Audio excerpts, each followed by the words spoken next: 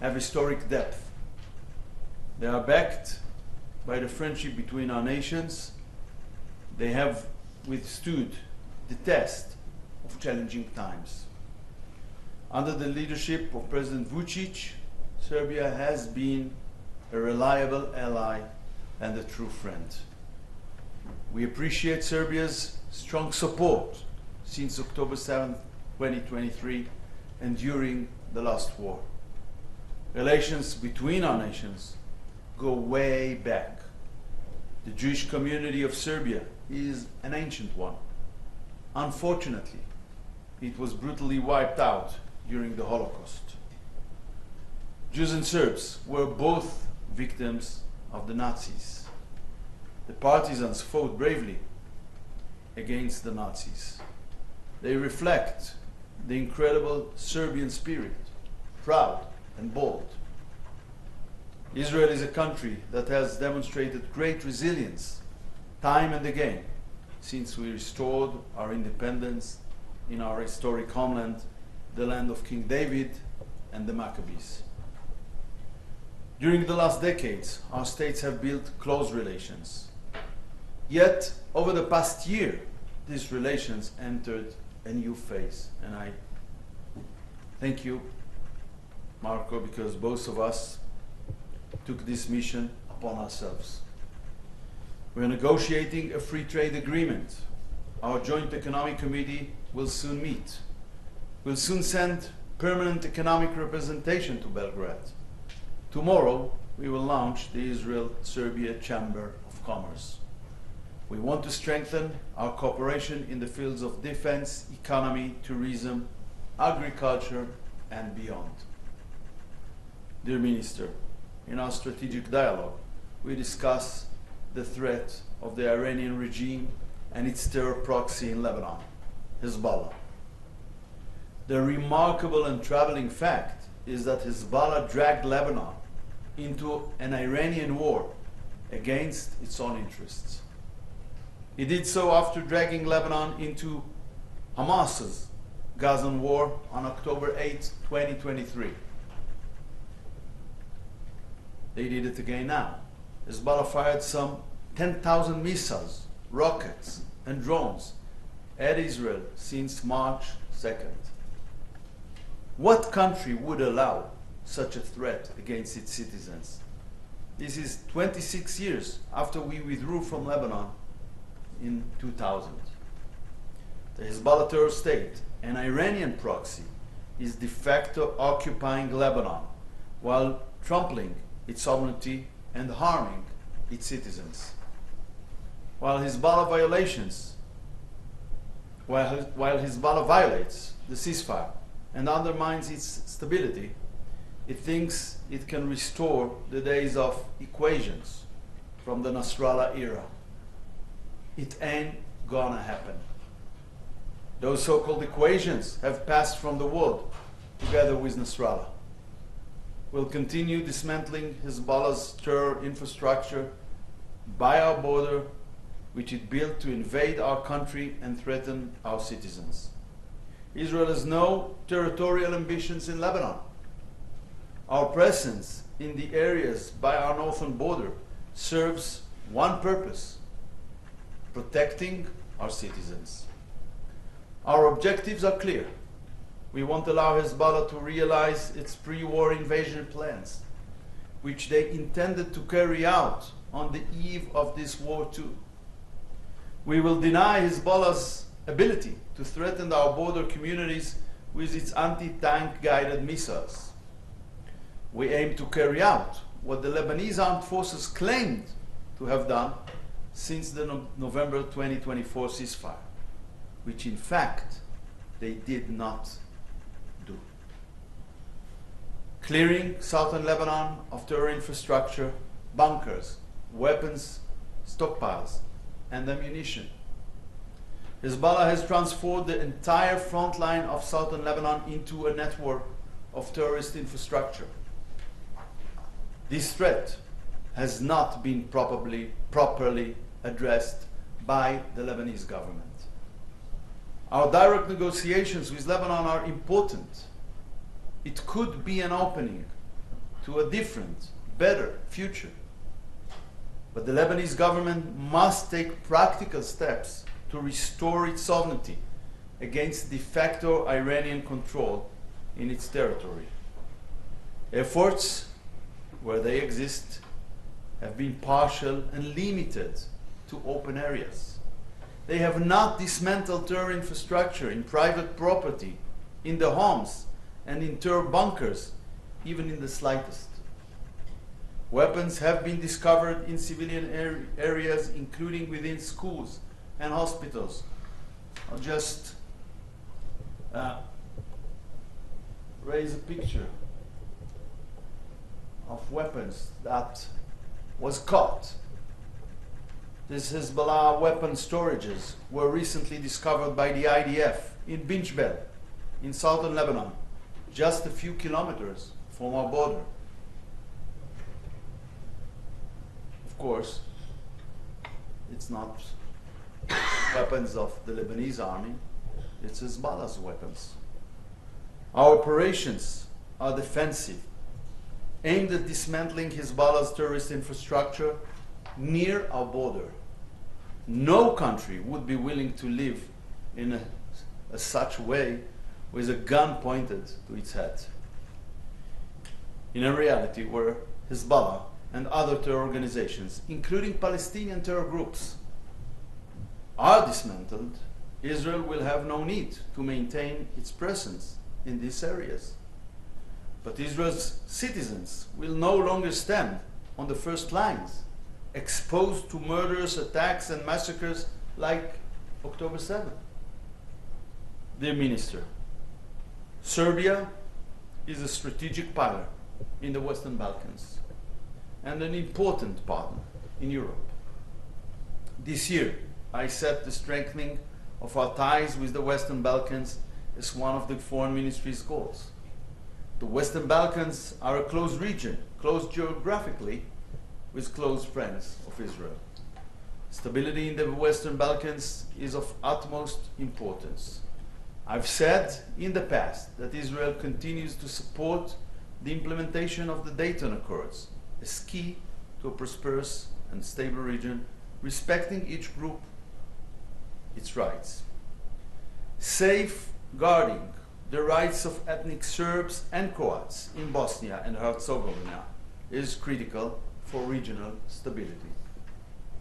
Dear Minister, I want to thank you for coming and for your personal friendship.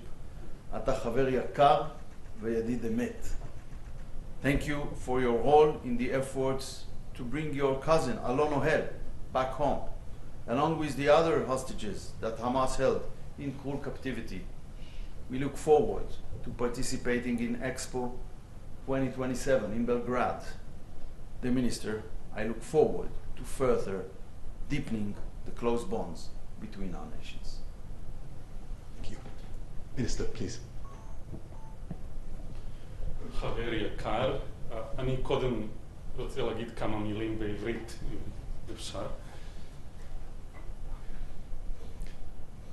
חברים יקרים, אני מאוד שמח לחיות פה היום, ואני רוצה להגיד תודה רבה בשביל קבלת פנים החמה שקיבלתי עם כל האחרים שבאו איתי. אני רוצה שכולם בישראל תדעו שבסרביה, בבלגרד, יש להם חברים אמיתיים.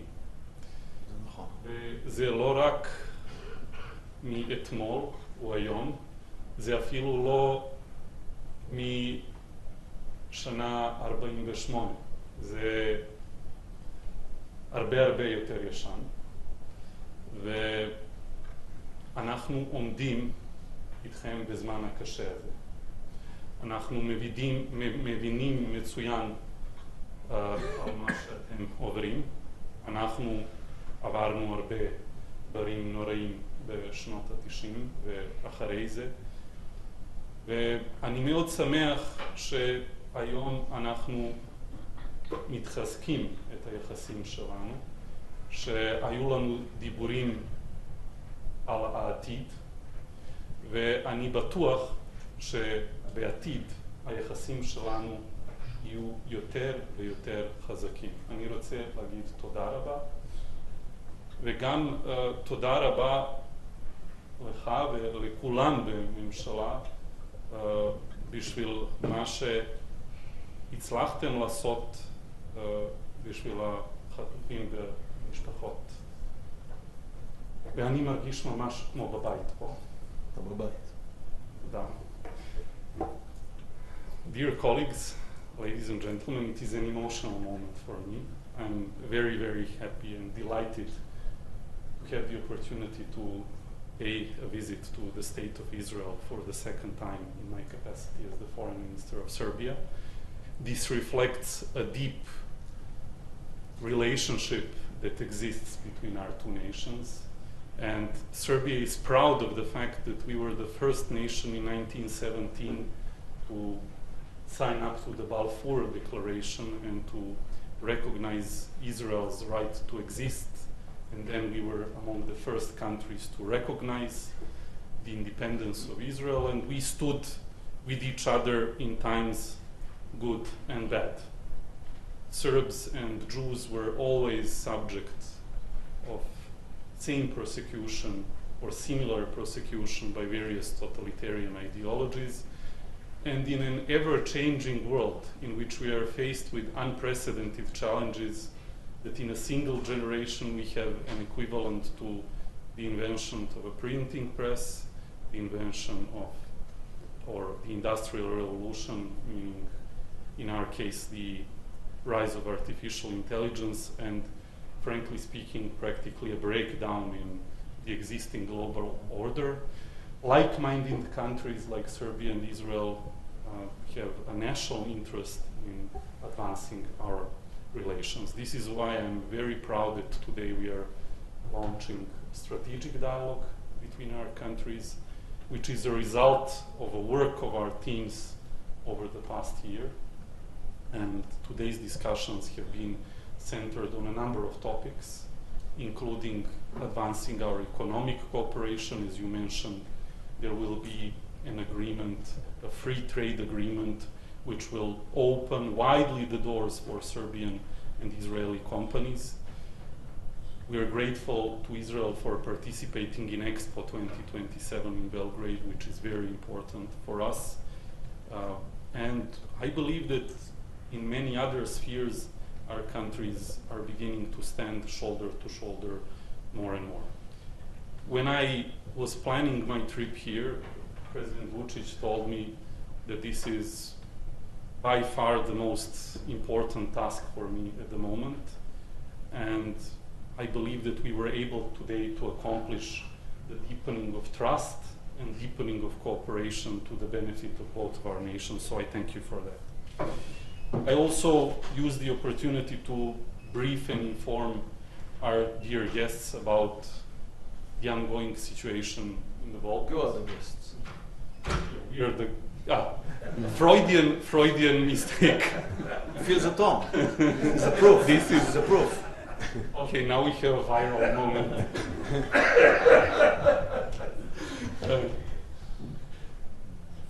So I informed our dear hosts about the situation in our region, and of course informed him about the plight of the Serbian people in Kosovo and Metohija, where the rights of the Serbs have been diminished over the past 3.5 years. But I also informed him about the fact that Serbia is the pillar of stability in our region, which approaches all global and regional issues with the aim to foster stability, respect for international public law, stabilization, and in general a sense of normalcy in this increasingly crazy world. With this type of mentality, both Serbia and Israel stand to accomplish a lot. And once again, I thank you for your friendship, for our wonderful cooperation. I'm looking forward to welcoming you in Belgrade, and wish all the people of Israel all the best a couple of days after the Yom Ha'atzmaut. Thank you, Marco. Thank you so much. Thank you. all ministers. We have short time for a few questions. Yes, please. Thank you, ministers.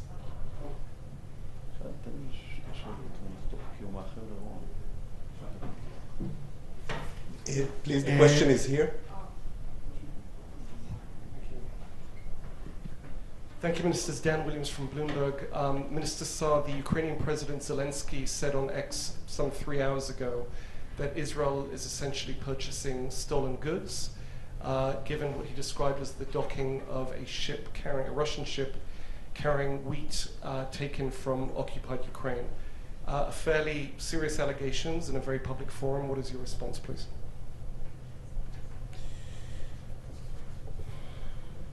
Clearly, we reject this kind of Twitter diplomacy. And now to the facts. The Director General of the Ministry, of our ministry, spoke earlier today with the Israel Tax Authority, which has begun an examination of the matter. When you examine something, you check the facts. The vessel has not entered the port and has yet to submit its documents. It's not possible to verify the truth of the Ukrainian claims regarding the forgery of the bill of lading. Up until this point, the Ukrainian government has not submitted a request for legal assistance. He submitted tweets. This is required when the claims concern criminal acts committed abroad.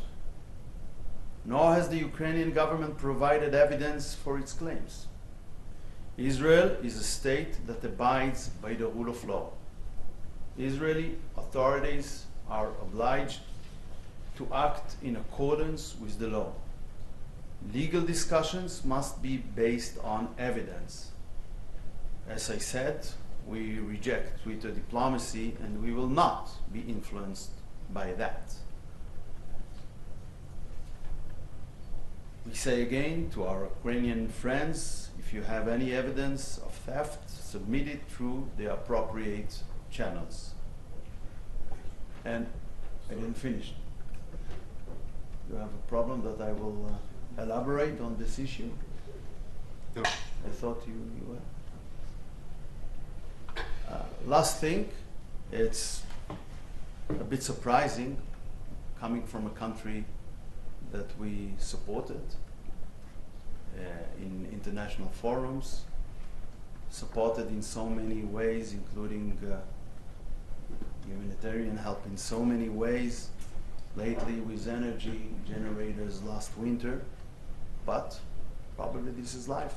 We will stick to our principles and to the principles I mentioned.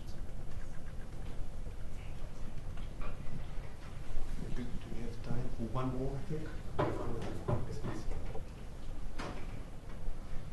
I have questions for both of the ministers. For our minister, in which dynamic strategic dialogue is going to develop, in which sense, in which area specifically?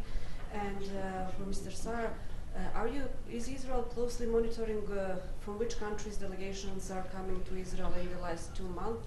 And are you going to consider that when you create future bilateral relations, not only with the countries whose delegations came to Israel, but also with the one who didn't come? Thank you. Please. So, the fact that I'm here in this period, under these circumstances, is telling about the friendship and understanding we have for Israel, for the people of Israel, for the state of Israel, and our wish to advance the relationship between our two countries. The fact that we have initiated our first ever strategic dialogue with Israel is meaningful. It is not just symbolic. It has substance which will benefit both the people of Serbia and the people of Israel. When I speak about a free trade agreement with one of the most advanced economies in the world, with a country that has the biggest per capita number of scientists in the world, with a country that, like us, the Serbs, has a huge and influential diaspora, It means that when we join forces on a number of issues, we accomplish better results. And this is what will happen as a result of our strategic dialogue. We will become politically closer, we will become economically stronger, and we will be able to accomplish better our national goals. So I'm very happy that we were able to materialize what we set out to do last year, and I'm looking forward to welcoming my dear friend, Israeli Foreign Minister Gideon, in Belgrade for a next round of strategic dialogue, and meanwhile our teams will continue to work. Can you repeat the question, because I didn't get it right? So is Israel following from which countries delegations are coming here during the last 2 months? I'm thinking about that period. And are you going to create future bilateral relations considering... Delegations to From which what? countries? Because not every delegation is coming in the last 2 months. Are you checking...